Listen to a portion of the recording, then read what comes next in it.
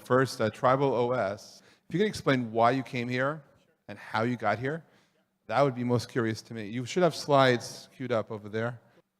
Hi, my name is Matt Gallant. Thank you. I'm a serial entrepreneur. I built 13 companies in the last 20 years, primarily online. I've sold over $50 million worth of products. And we're here to build an advertising platform that's going to end ad fraud using blockchain to create the transparency needed to end the second most profitable crime in the world, which is ad fraud. It's around $20 to $100 billion a year.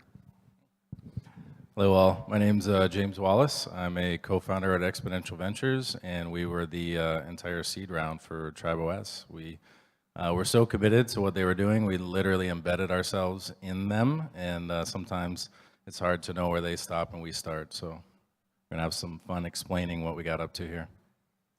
And James is fifth generation advertising. So we'll just quickly go through why Bermuda, Digital Securities 101, roadmap, exactly what we went through, and the FIRE digital security offering. So I mean, the main reason we chose here is you just saw it on stage. Obviously, the premier is one hell of a great salesman. We we saw him at Consensus last year in May, and he really impressed us. First of all, where else in the world can you go and just get this kind of access from the premier, the ministers of finance, get that red carpet experience with the concierge services? The answer is nowhere.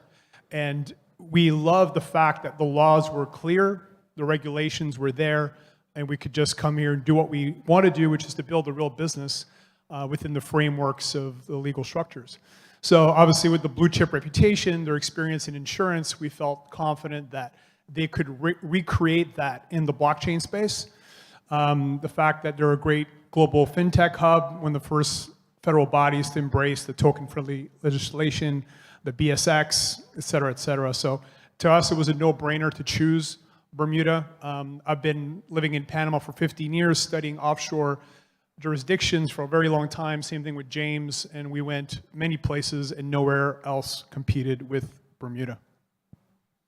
Yeah, I guess I'll just echo that. It was very clear. I think it was Ethereal Summit. We saw the premier and his team, and then Consensus met in the basement in the suite that Bermuda had there. Served a couple dark and stormies. We had some conversations with the executive branch, monetary authority, and it just seemed too good to be true. But it was so compelling that we looked into it and invested fully in the exploration of that. We were connected first with Kevin Richards. I'm not sure if he's here, but he is an extraordinary man that did an incredible job in creating that red carpet experience. Within a couple of weeks, we were here in Bermuda, and we actually brought our counsel, Dan Fuke and Craig Brown from Fasken, and we had, I think, 12 back-to-back meetings where they literally took our hand and walked us. First meeting was with Minister Keynes at the Ministry of National Security, and then we were walked to a couple law firms, a couple consulting firms, the BMA, and so on. So a lot of people have said this already, and I'll echo it. The first stop is at the BDA, and I'd say Kevin or Corinne, they've been fantastic, and really, I think, enabled all of this to happen over the last 12 months. It's been an extraordinary experience. The regulatory rigor. I think one of the things that differentiated us 12 months ago from maybe definitely a lot of the ICOs, and I think even the STOs right now, we walked into each meeting with a healthy dose of humility and didn't pretend to know. We sat down again with regulators, the Ministry of Finance, the executive branch, even the banks, the auditors, and so on, and asked them, "What's your mandate?" And from there, we sought to understand. We cared about fulfilling their mandate first, and we said, okay, now that we understand it, and it took a while sometimes to understand it, we're gonna support that mandate, protect it, strengthen it, and outside of that, we're gonna innovate. And so I think that walking in and being very clear from the beginning, we're going to protect your mandate first, and declaring that we are a security. There's gonna be no utility, currency, contortions. Securities law in many jurisdictions is decades old. In some jurisdictions, it's centuries old. So we felt that we had a very clear, 90 to 95% of it was known. And the 5 to 10% of it, that's the digital component, we are able to have conversations and I think create clarity with every single agency that we engaged and help them find comfort. And through that, we were able to get this approval. So as a result, tribeOS ended up being the world's first federally approved digital security, which is very interesting. And right there saying the structure like a private placement, the CLO from T0 talked about global transactions, and through that, not automated programmatic liquidity, but the ability to sell into jurisdictions. That's exactly the approach that we're taking. We look at each jurisdiction that presents with investor interest. We have conversations with prospective investors, and once it meets or exceeds a certain threshold of capital, we then look into the regulatory requirements, typically seeking private placement-like exemptions.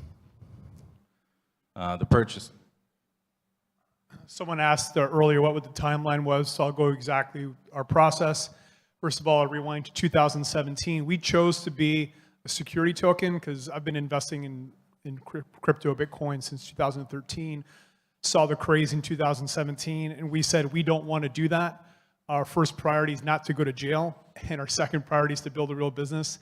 So with the lack of clarity around ICOs and utility tokens, we said let's forget about that. Let's do something that we can bet on, that we can be sure about, which we felt was a security token, which is a dividend-paying preferred equity token. Rewind, and then back to May, we met the premier. Then the ICO Act got passed in July. In September, we filed. In October, we got feedback. November, we did a revised submission. And in January, we got approved. And right now, we have our live STO. So it was about, from September to January, around 4.5 months. So if you guys have any questions, James and I are here. Please feel free to come and ask us. And a couple domains. This is James's fund, xv.ai.dso. And if anybody's interested in our offering, it's tribeOS.io/investors. Thank you.